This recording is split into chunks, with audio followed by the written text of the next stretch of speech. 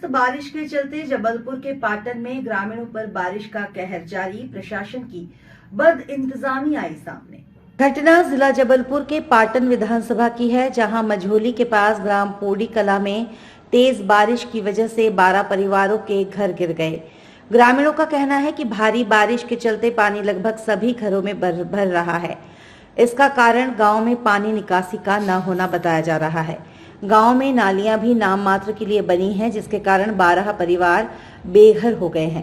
उनका खाना पीना रहना सब राम भरोसे है। ग्रामीणों का कहना है कि प्रशासन से अब तक कोई मदद नहीं आई है, न तो कोई अधिकारी आया है और न ही गांव के सरपंच देखने आए। ग्रामीणों का कहना है कि कांग्रेस नेता राजेश तिवारी के अलावा कोई और नेता हमें देखने भी नहीं आया। न्यूज़ 24/7 इंडिया के लिए पाटन से विवेक तिवारी। कि पौड़ी में जिस तरह से मकान गिर गए हैं इतने, क्या मानते हैं आप प्रशासन की लापरवाही, क्या है पूरा मामला? देखो, ये मामला बहुत दिन से चला आ रहा है। पहले क्या था कि एक निजी जमीन है जहाँ से पानी बाईपास होता था, उस पर भी जब मकान बना रहे थे जमीनों के मालिक, तो गांव वालों ने विरोध किया, लेकिन प्रशासन शांत रहा। अब चूंकि उन्होंने मकान बना लिया और इतनी भयंकर बारिश हुई तो पूरे गांव में पानी भर गया।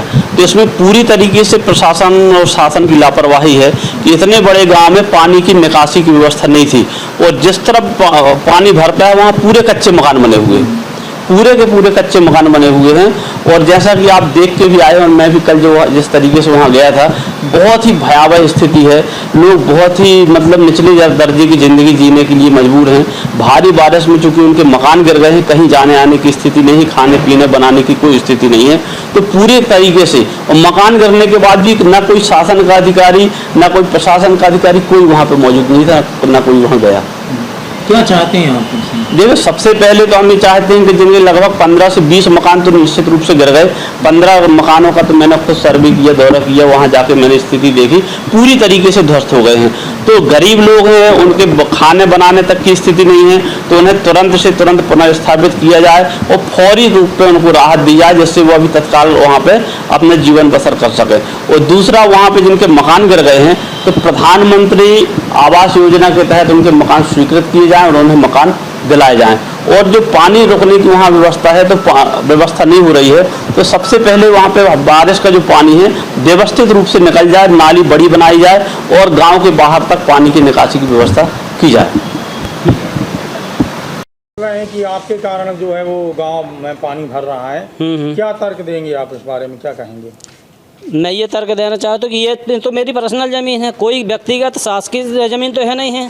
जब तक पानी निकलता था यहाँ पुलिया पड़ी है, लेकिन जब तक पानी यहाँ से निकलता था। आज मेरी भूमि मेन रोड से लगी हुई है।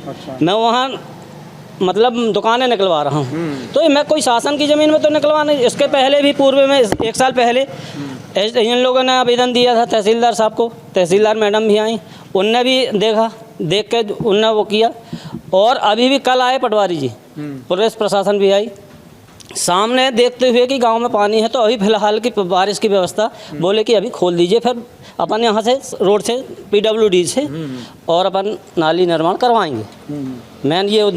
मेन मुद्दा ये है सर कि जहाँ मान लो मेन पानी निकास है, गांव के किनारे पूरी नाली जाम है, वहाँ नहीं आप इन लोगों का ध्यान जा रहा है कि जहाँ से पानी निकास निकलना है वहाँ ध्यान जाना चाहिए। जी बिल्कुल।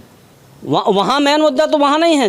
के मुद्दा बना है कि गोविंद पटेल का मकान बन रहा है, उस वहाँ से पानी निकलता था। अच्छा। सर, मैं तो अपनी ज़मीन में मकान बनवा रहा हूँ, कोई अलग से मैं कोई शासन की वो नहीं। और फिर जैसा शासन अगर कहेगी तो उस हिसाब से हम शासन से परे नहीं हैं, गांव से भी दूर नहीं हैं कि हम गांव से अलग हैं, लेकिन हम अपनी ज़मीन पर मकान बनवा रहे हैं, कोई शासकीय ज़मीन पर नहीं बनवा रहे।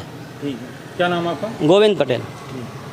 इंतजाम किए हैं? नहीं, प्रशासन की तरफ से तो कोई भी इंतजाम नहीं है यहाँ। केवल जिनके ये सुग्रीम हल्दकार को केवल सामुदायिक भवन में शिफ्ट किया गया है बस।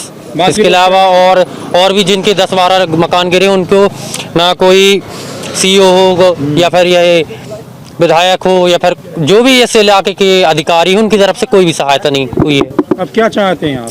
ये हो कि सर्वे किया जाए और जो गरीब निसहाय जिनके घर गिरे हैं उनको आर्थिक सहायता और उनको खाने के लिए और रहने के लिए कहीं शिफ्ट किया जाए उचित स्थान पे। क्या नाम है आपका? अभिषेक साहू।